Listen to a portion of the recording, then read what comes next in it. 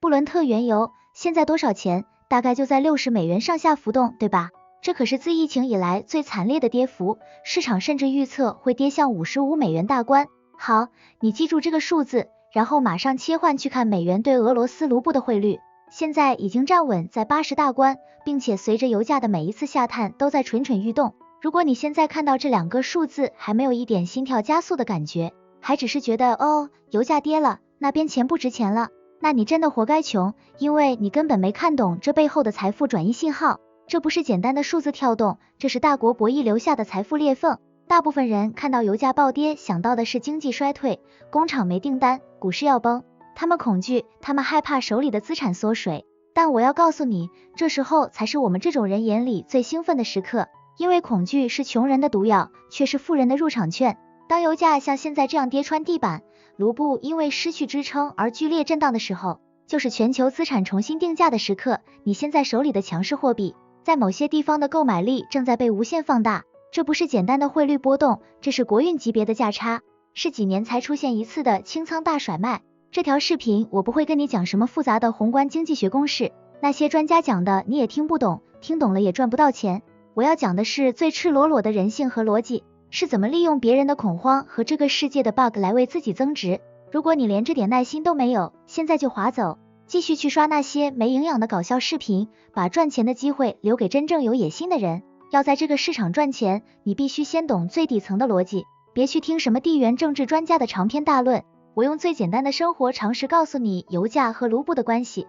你把俄罗斯想象成这条街上最大的一家加油站，这个加油站的老板，俄罗斯政府，全家老小，房子车子，甚至门口保全的工资，全靠卖油来养活，这就是他们国家的命门。当国际油价在$100的时候，这个加油站老板赚得盆满钵满，走路都带风，他发行的代币卢布自然就硬气，大家觉得他有钱还得起债，卢布就升值。但现在呢，油价跌到$60，甚至更低，这意味着什么？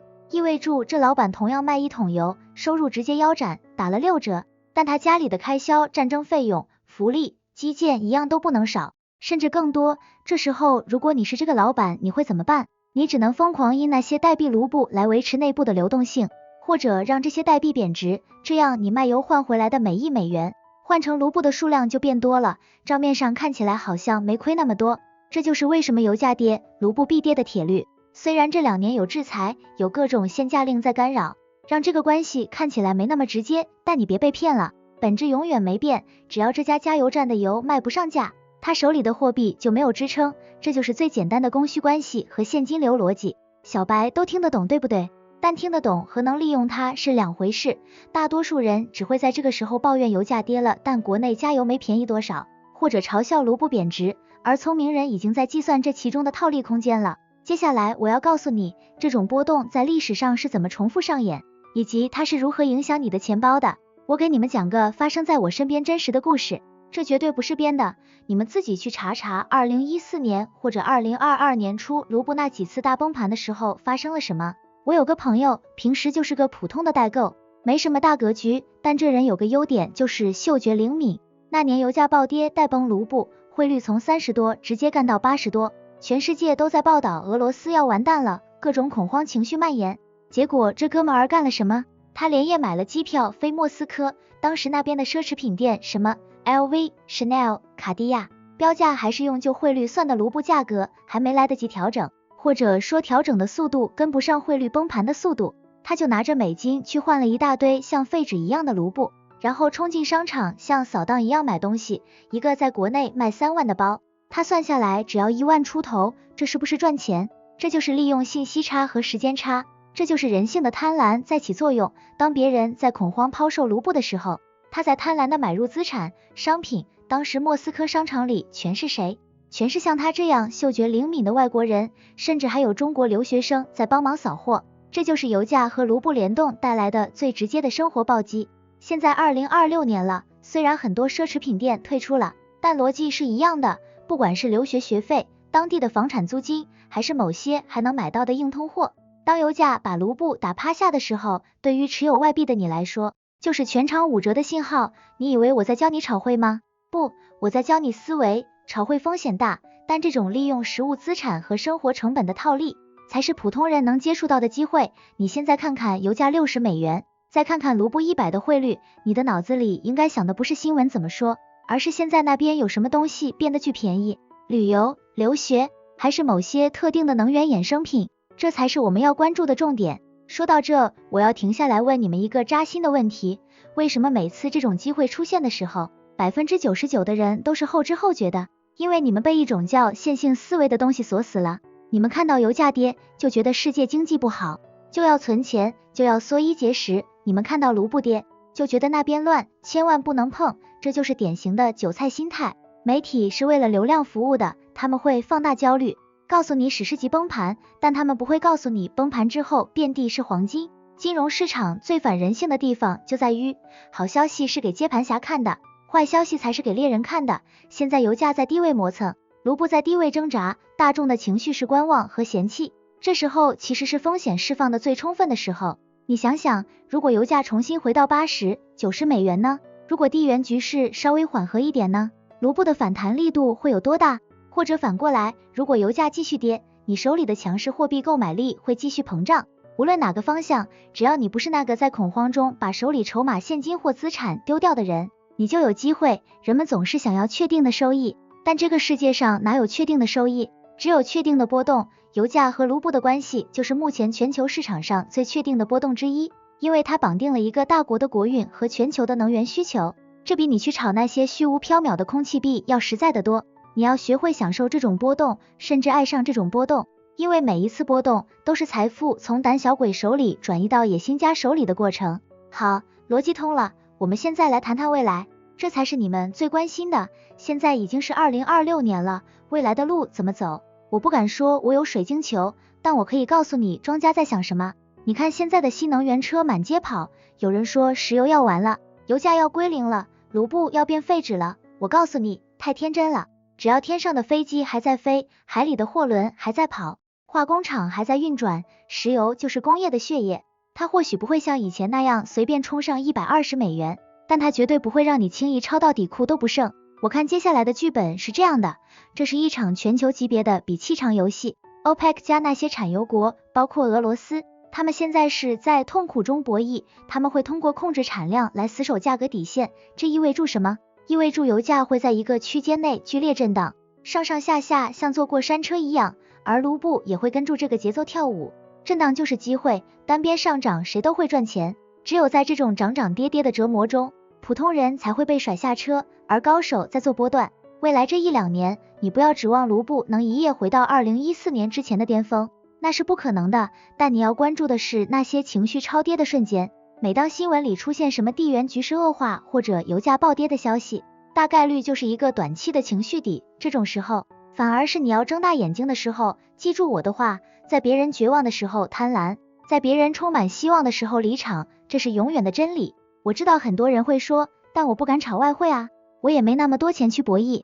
没关系，我早就说过，最稳妥的赚钱方式不是炒作，而是利用汇率差进行生活上的降维打击。如果你不投资，那你就去消费，去把这种国运差价吃回来。第一，我们聊聊旅游。你想想，以前去莫斯科红场，去贝加尔湖看蓝冰，那是什么价格？那是欧洲游的价格。现在呢？因为汇率腰斩，再加上他们为了拉动内需，拼命欢迎游客，你现在去俄罗斯旅游的性价比简直是白菜价，享受帝王待遇。你用强势的美金或者人民币去消费，5星级酒店、顶级鱼子酱、芭蕾舞剧，这些在以前高不可攀的东西，现在可能只需要国内2线城市的消费水平。这不是赚钱是什么？省下的就是赚到的，这就是利用信息差享受生活。第二，留学和教育，这是一个巨大的冷门机会，大家都盯着英美澳加，学费贵到还要卖房子供。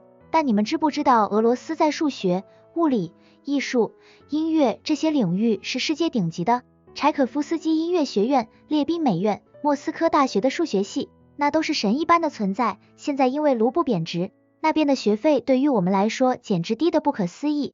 如果你家里有孩子，或者你自己想进修艺术和理工科，为什么不考虑去抄这个底，用1/10的价格学到世界顶级的知识，回来之后技术再深，这才是真正的长线投资。这就是聪明家长会做的教育套利。讲了这么多机会，如果你现在已经热血沸腾，准备把存款全部换成卢布或者买俄罗斯基金，那我必须现在就泼你一盆冷水，让你清醒一下。高收益背后永远是高风险，这不是一句空话。你要知道，你博弈的是一个被全球制裁的经济体，这里面最大的风险不是油价跌，而是流动性锁死。什么意思？就是你可能赚了账面上的钱，但你拿不出来，或者你的支付通道突然被切断了， SWIFT 系统用不了，你的钱就成了数字游戏。还有政策风险，那边的政策一天一个样，今天允许你买，明天可能就限制你卖。这就是为什么我一直强调，对于普通小白，不要去碰带有杠杆的金融产品，不要去借钱投资。如果你要玩，就拿你亏得起的钱去玩，拿那些丢了都不影响你吃饭睡觉的闲钱去博弈，或者钱粹就像我刚才说的，把它转化成旅游、留学、购物这种实实在在的体验和商品，这样就算汇率再跌，你的体验已经到手了，你的学历已经拿到了，你的包包已经背在身上了，谁也抢不走。投资是一场修行，别只看贼吃肉，不看贼挨打。我把丑话说在前面，是因为我不想看到你们在评论区哭，我要你们赢得明明白白。如果你以为这场仗打这么久，只是新闻里的伤亡数字，那你太天真了。我告诉你们一个残酷的真相，现代战争打的不是子弹，打的是钱，是流动性。你们想一想，前线每发射一枚导弹，几百万美金就没了，这些钱从哪来？俄罗斯这个加油站老板以前卖油是为了买游艇买别墅，现在卖油是为了救命，这就造成了一个极端的心理博弈，绝望是抛售。为什么油价一跌，卢布就崩得这么厉害？因为战争这台碎钞机一刻都不能停。以前油价跌，它还可以减产保价，慢慢卖，现在不行，前线要吃要喝要弹药，油价越跌，它越要疯狂多卖油来凑钱，这叫以量补价。这就是为什么我说卢布的汇率和战况是绑定的，前线打得越凶，后勤压力越大，他们对外汇、美金、人民币的渴望就越像瘾君子一样疯狂。这时候机会来了，听懂了吗？一个急需用钱的人是没有议价权的，这就是我们这些秃鹫入场的时候，别只盯着银行汇率看，那对小白来说门槛太高。我要讲一个现在正在发生的最真实的赚钱路径，加密货币，特别是泰达币。因为制裁，很多传统的银行通道 SWIFT 被切断了。俄罗斯现在很多有钱人、大老板，他们的钱出不来，外面的钱也进不去。这时候，泰达币就成了他们唯一的救命稻草。你们知道这里面的溢价有多恐怖吗？在莫斯科的某些线下交易所或者场外交易群里，他们愿意用比国际市场高出 5%甚至 10%的价格来收你的泰达币。为什么？因为他们恐慌，他们怕手里的卢布明天就变成废纸。所以他们宁愿亏这一点汇率差，也要换成加密货币保命。这是不是机会？这叫流动性搬运。当然，我不是叫你现在就飞过去当倒爷，那有法律风险。但你要看懂这个逻辑，关注那些做跨境支付、做 Web3 支付板块的项目和公司，或者你在做外贸生意的时候，如果你能解决支付通道的问题，你能接受卢布，然后在当地转化成资产，你就能吃到这中间巨大的战争溢价。这比你辛苦打工赚的快多了，这就是利用别人的恐慌在赚钱。还记得我刚才说的吗？战争导致制裁，制裁导致什么？导致他们有钱买不到东西。现在俄罗斯那边，苹果手机、高端显卡、汽车配件，甚至某些化妆品原材料都极度短缺，但是需求消失了吗？没有，那边的人还是要用 iPhone， 工厂机器坏了还是要修。这中间巨大的真空谁来填？就是平行进口 Parallel Imports。说白了就是高级版的代购和倒爷。如果你是做电商的、做外贸的，或者你有供应链资源，现在就是千载难逢的机会。你把国内过剩的产能，比如电子产品、日用品、机械零件卖到那边去，因为他们没得选，欧美的货断了，只能买你的。这时候你不是在卖货，你是在卖稀缺。我身边有个做汽配的朋友，以前求着欧美客户买，现在是俄罗斯客户，拿着现金或者人民币排队求他发货。利润翻了3倍不止，为什么？因为战争切断了旧的供应链，新的供应链谁先连上，谁就发财。这就是我说的，不要怕乱，乱才是阶级跨越的梯子。再来讲个稍微有点技术含量的，如果你玩股票或者期货，这段话价值100万。很多人看到战争，第一反应是买石油、买黄金做多，对吧？没错，这是常规操作，但真正的操盘手在看什么？看重建预期和错杀资产。你看现在那些跟俄罗斯业务沾边的能源股、航运股，是不是被市场砸得稀巴烂？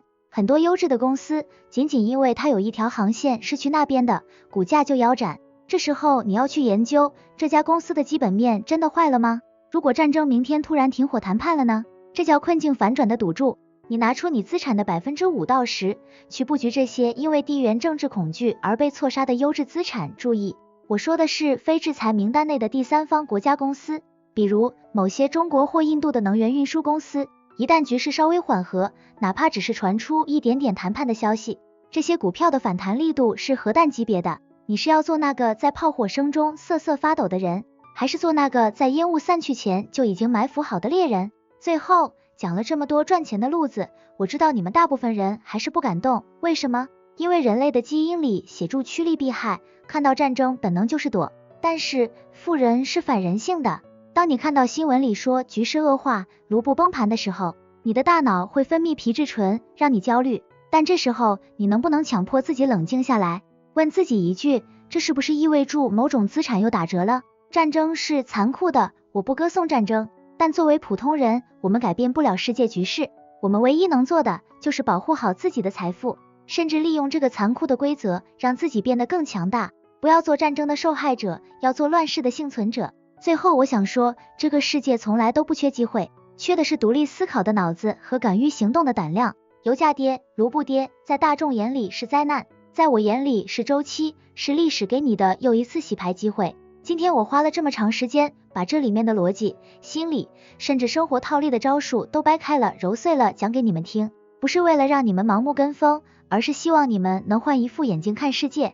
别再做那个随波逐流的韭菜了。如果你觉得我今天讲的内容颠覆了你的认知，或者让你看到了一点点不一样的搞钱希望，不要吝啬你的手指，点个关注，把这条视频转发给你身边那个整天喊穷却看不懂机会的朋友，这或许能改变他的一生。当然，所有投资都要自己评估风险，赚了是你本事，亏了别来找我，我只是一个在路边给你指路的过来人。下期视频，我想聊聊另一个正在崩盘但也充满黄金的市场，想看的在评论区打想看，我看人多的话我就更。这里是赚钱角度，我们下期视频不见不散，拜拜。